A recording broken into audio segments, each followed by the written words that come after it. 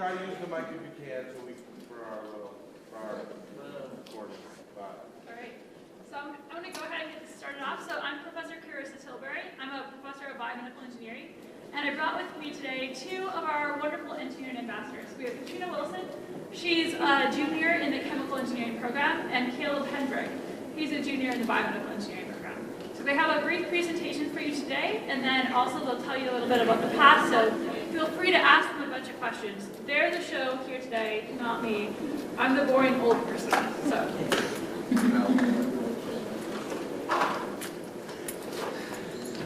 Okay, so I'm a bit of a storyteller, so you're just gonna have to bear with me and listen to my stories. So, what do you guys think engineering is? Anyone have? I think engineering is something that you just build stuff. Yeah, you build stuff. That's fair. Building and designing things to help other people. Building and designing things. Okay, so I hear a common theme here. We've got creativity, we've got making new things, or maybe improving things that are already made.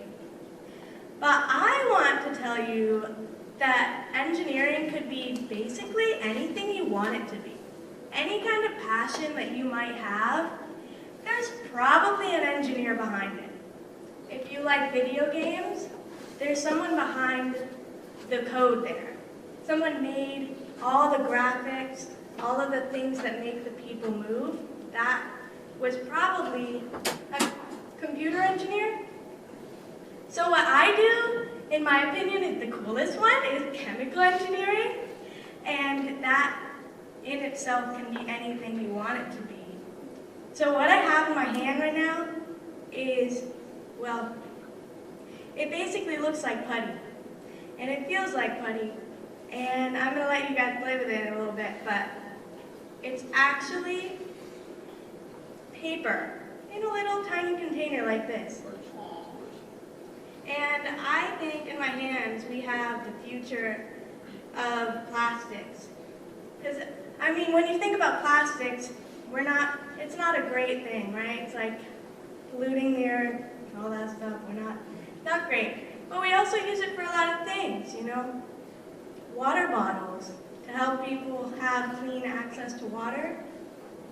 There's a lot of ways that plastics help the world, but we don't want that negative part of it polluting everything and ending up in our oceans. So that's what you main chemical engineers do a lot about, is trying to find cleaner ways to make packaging and things like that. But this little thing here, it's called nanofibers. It's made out of a tree. And it can actually make a whole house. So, I want to pass this to some people. I've got some more. Don't spill it, it's got some fluid. And pass it around, because you can get it on your fingers and stuff, but like... Hope it. Yeah. Don't eat it.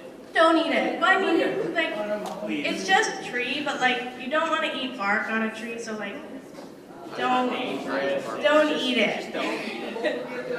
Preferably. Oh. So how would you describe what you're touching right now? Like applesauce. Applesauce? Okay. Don't eat it. How would you describe what you're touching? It's like moist. It's moist. Okay, sure. This thing that you're touching is actually made out of a tree. And it can be made into anything that you want. It hardens up and becomes... It could become a bottle, it could become a house. It can even be made into things like makeup. Surprisingly. It's the future of a lot of different types of engineering right now. And so that's something that me and my classmates are working on and learning about and researching. So yeah, now I'm going to pass it on to Caleb, who does some other cool stuff that's not related to trees. So I'm Caleb. I'm a biomedical engineer. student at the University of Maine. So I have up on the screen two very muscular guys, and do you guys notice anything weird about anything that's on these two fellows? There's a bandage on the. Yeah, there's a bandage. That guy, that's the white power. What'd you say? He's the white power. NBA player. Oh, I don't know if he's an NBA player, but Looks like he is. He is. yes, he has tubes connected to his backpack. Now, the very interesting thing about both of these people is that they have completely artificial hearts in them. They don't have working hearts. Not quite a pacemaker, but these people actually are relying off of a completely electronic heart that's pushing blood throughout their body.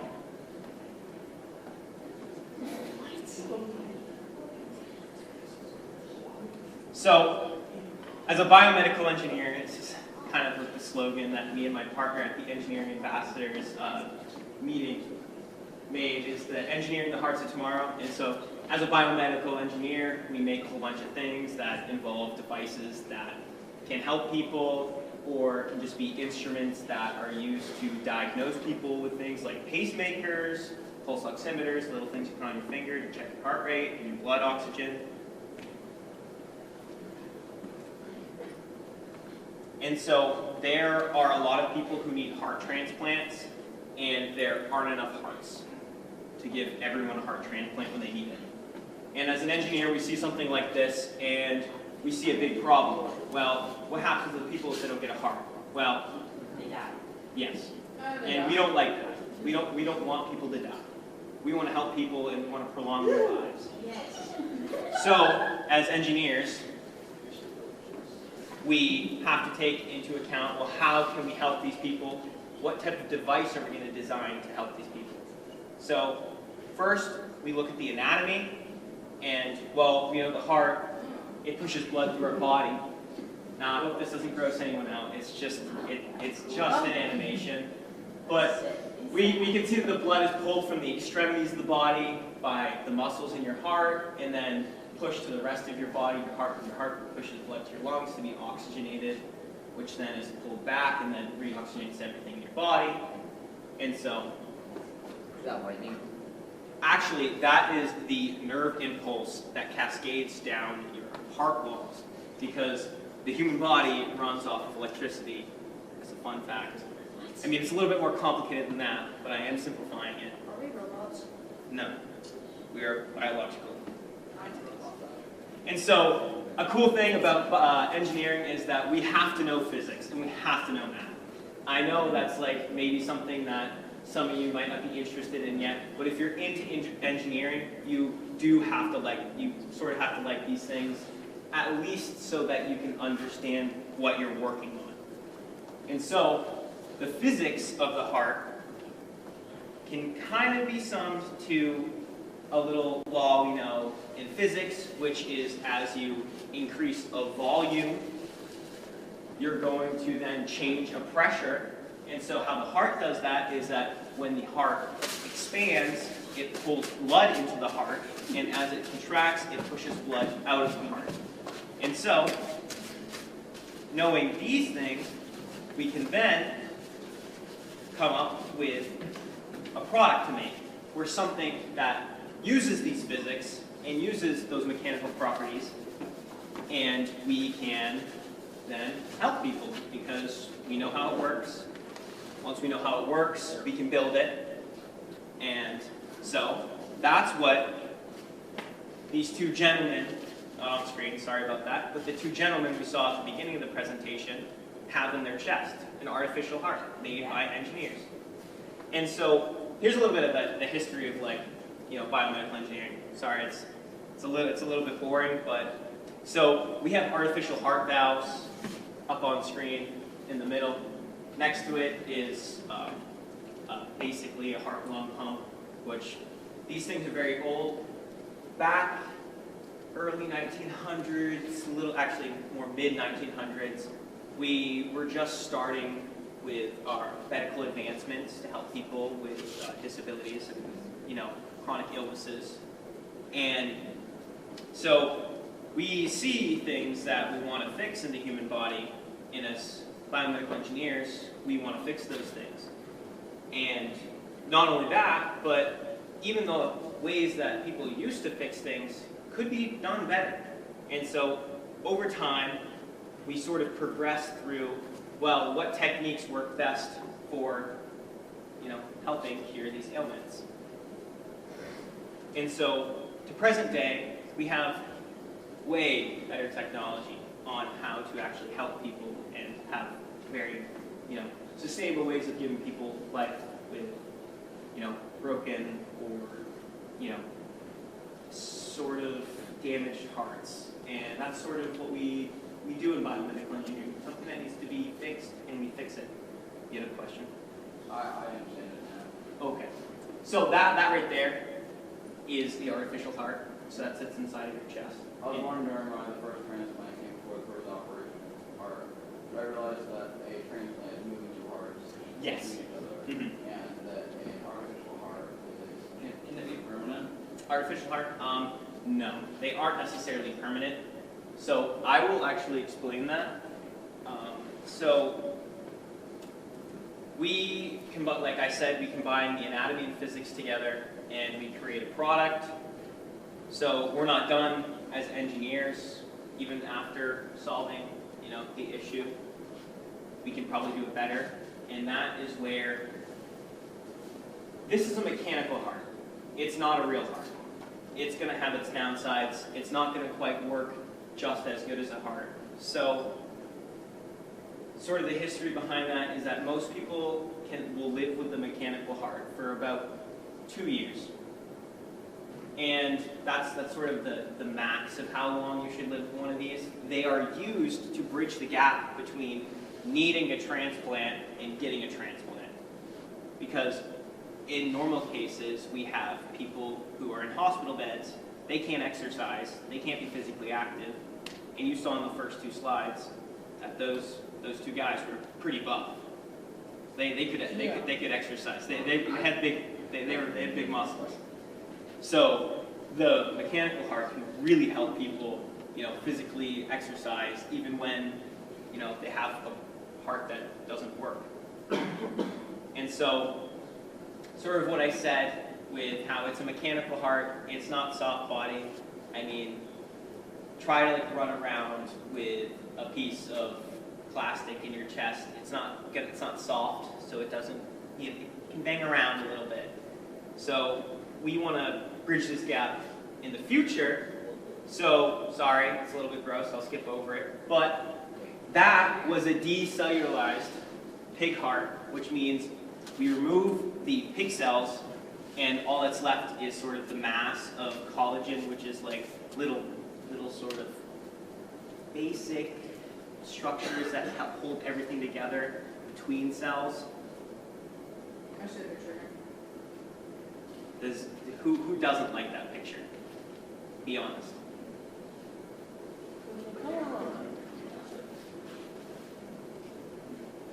So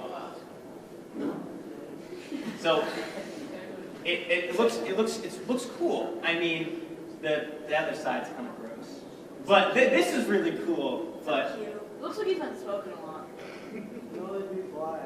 well, we have this decellularized heart, which then we can introduce human cells into, and hopefully one day we can basically take an artificial sort of bio, as you could probably say, like a foundation where then we can put cells into, human cells, preferably the person's own cells, and they have a human heart, basically. I have two questions. Can you build a heart from scratch? Well, what do you mean by that? Like an actual, like the heart in my chest right now, like we build normal. No, not necessarily. There's research on it. We're just not there yet. Yeah, it's really hard to, because I know there's a lot of talk about 3D printing organs, but 3D printing organs is very difficult because you have to think about how small cells are. You see cells. Not human cells by the human You can see some side bits, but other than that, no.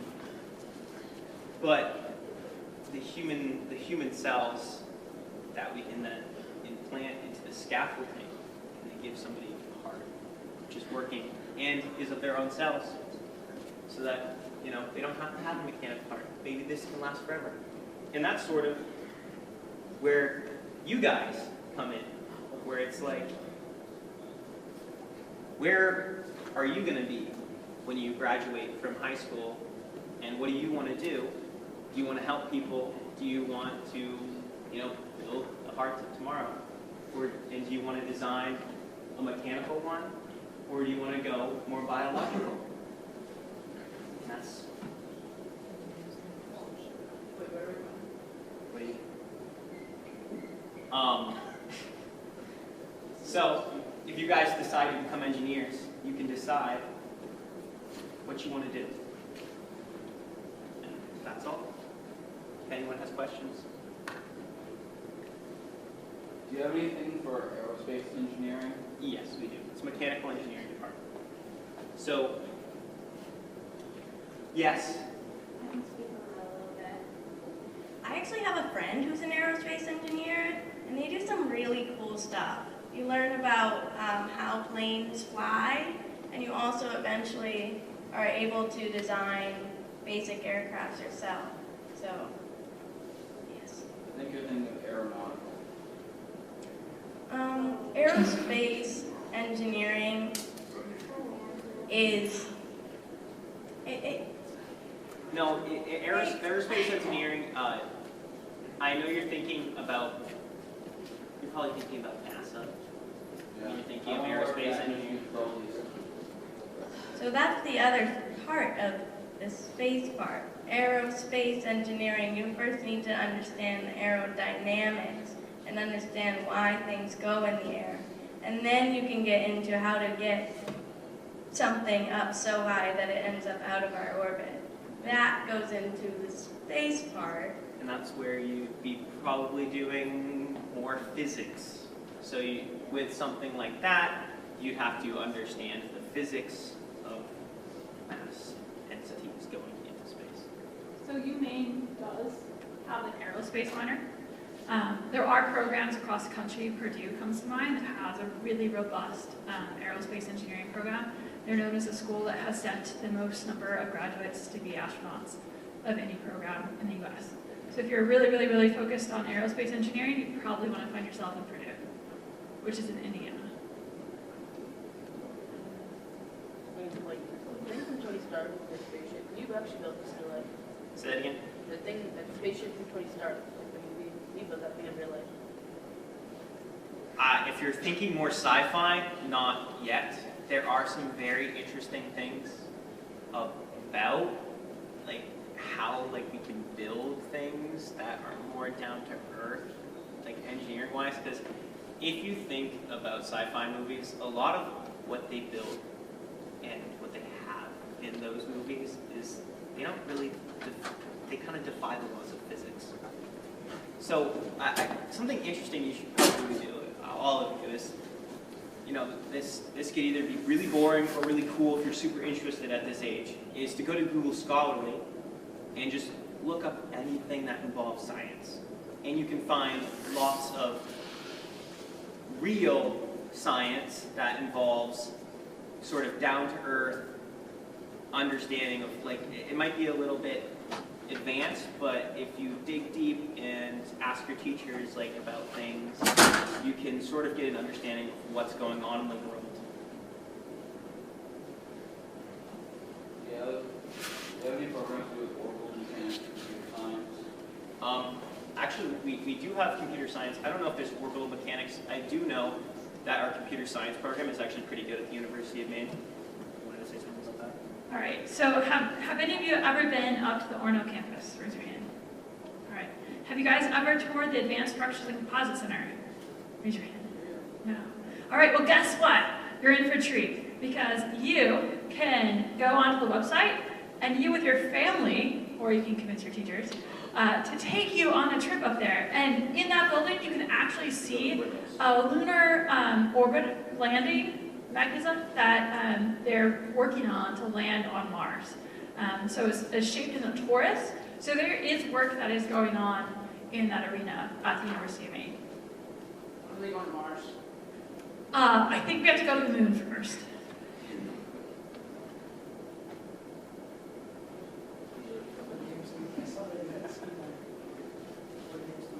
Oh, goodness. That's a little personal question, but honestly, I'm kind of a nerd. I play building games, Minecraft. Minecraft?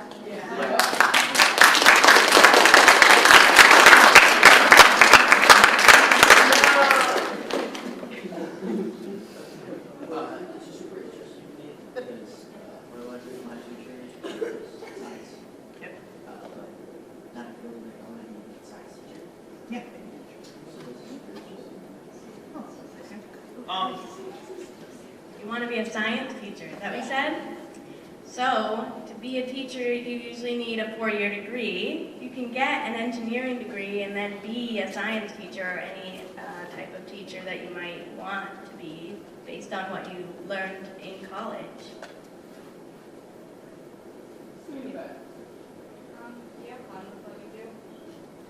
Oh yeah, I have so much fun. Chemical engineering is absolutely where the fun is at.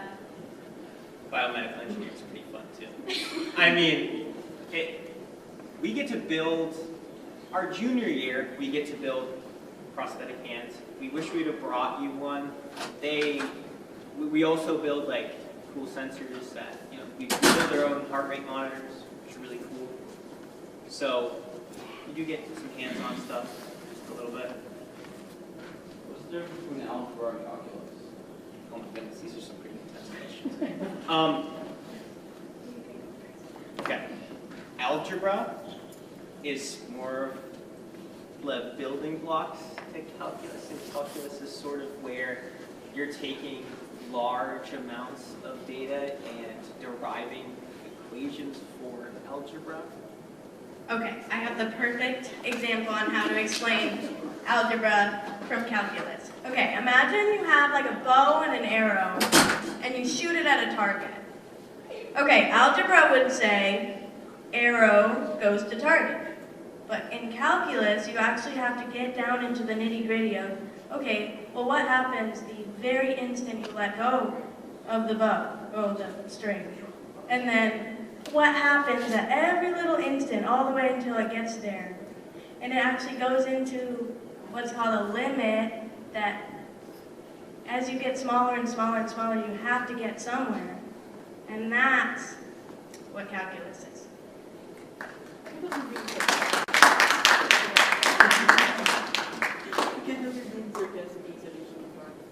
No, I'm serious. It is so much fun. I'm in a lab right now.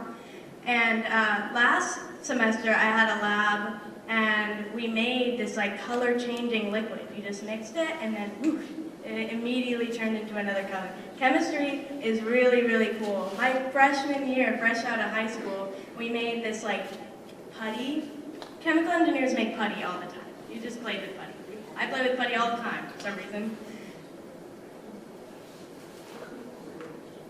Do you play Apex? Okay, so, any more questions? Oh, Mitchell's got one. No, just for all of you, what kinds of skills or traits make a good engineer? How do I know if engineering is right for me? So this is a really good question, and this is one that I wish I had known going into engineering at University of Maine. A really good background in all your fundamental sciences, like if you can take a physics class in high school, if you can take your chemistry classes, if you can take all your math classes, geometry, algebra 1, 2, pre-calculus, calculus, and some willpower. You need some willpower, because it is tough, and it will be tough at some points, but it's very rewarding. So you really have to see the light at the end of the tunnel a lot of the times. You have to be good at your skills, but also be good at understanding that sometimes you're not going to understand what you're looking at. and you're going to have to try to work through it. Because that's problem solving. You have to have a lot of critical thinking skills. I would also add that it's really good to be passionate about what you want to go into. So you find something that interests you and you really go chase that. Yeah. I'm going to add a few more things to that point. All right, so how many of you feel like at the end of the day that something you failed? And you come home and you're like, I failed at something. All right, so that's like my daily basis. If I ask them, it's probably their daily basis. So I actually work a lot with a professor in education. And her husband actually happens to be an aerospace engineer. And so she does a lot of work with aerospace engineering experts, right? And so she put it to me this one way. She's like, failure is part of engineering. It's not a bad thing to fail, right? Because we all learn from our failures. So if you don't like failing, and if failing is like getting you down, maybe you don't want to be an engineer, right? Because there's a lot of grit, there's a lot of persistence, and you learn through those failures. Because guess what? You're never going to get it right on the first time.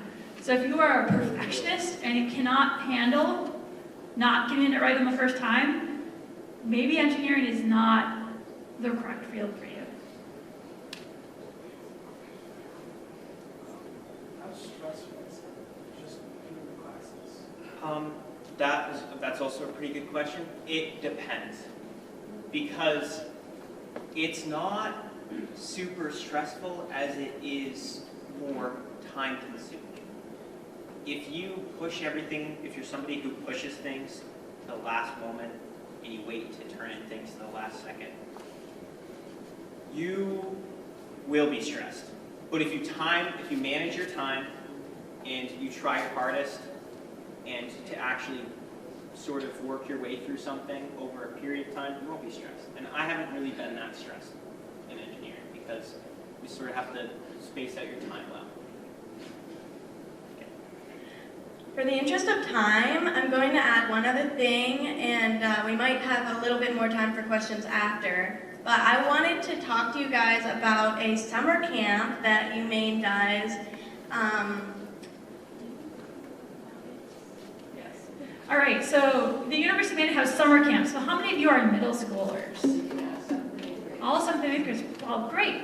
All right, so you're asking, like, how do I know that I want to be an engineer? Well, no better way than get to kind of go experience being an engineer, right? That's how you really figure these things out. So we're going to hand out these things. Maybe we'll give them to your teacher and then they can hand them out to you. But there's a Transportation Summer Institute, free of charge. No charge to attend that. So that is open to middle school students. So as you guys go through, so if you don't get lucky, if you're not selected in this particular round, don't give up. Keep applying. There's other camps is also a part of the University of Maine College of Engineering. So we have Self Camp, that's engineering, predominantly for girls. We have Consider Engineering. That also is run by the Pulp and Paper Foundation, and they put you through the paces of a lot of different types of engineering. I'm also co-PI, so as you're climbing into the high school ranks and you're thinking about, hey, I really want to go to University of Maine, if you qualify financially, I am a PI and a grant from the National Science Foundation that is going to allow a certain fraction of students who qualify financially through Pell Grant eligible, and you can apply, and you will get about a 50% tuition scholarship to attend and study engineering, okay? Any type of engineering that you want. So keep your eyes peeled for those types of opportunities because they exist and they're abound and plentiful.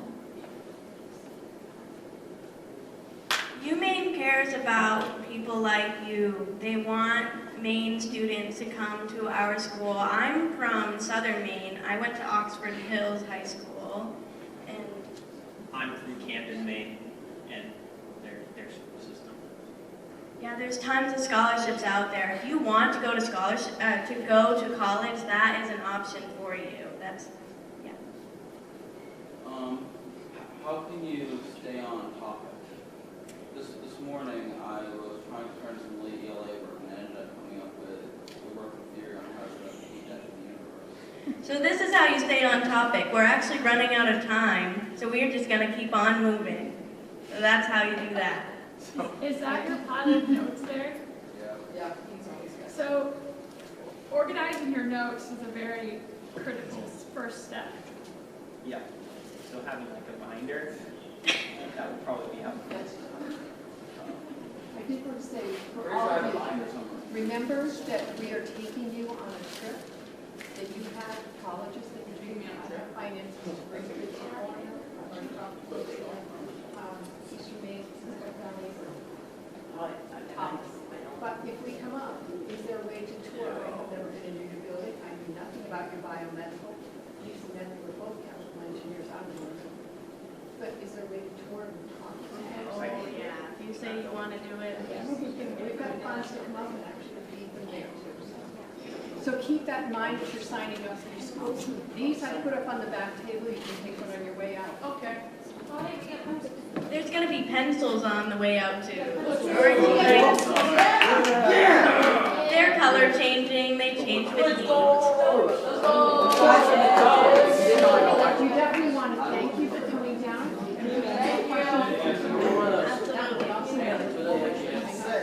Wait, you got to ask a question.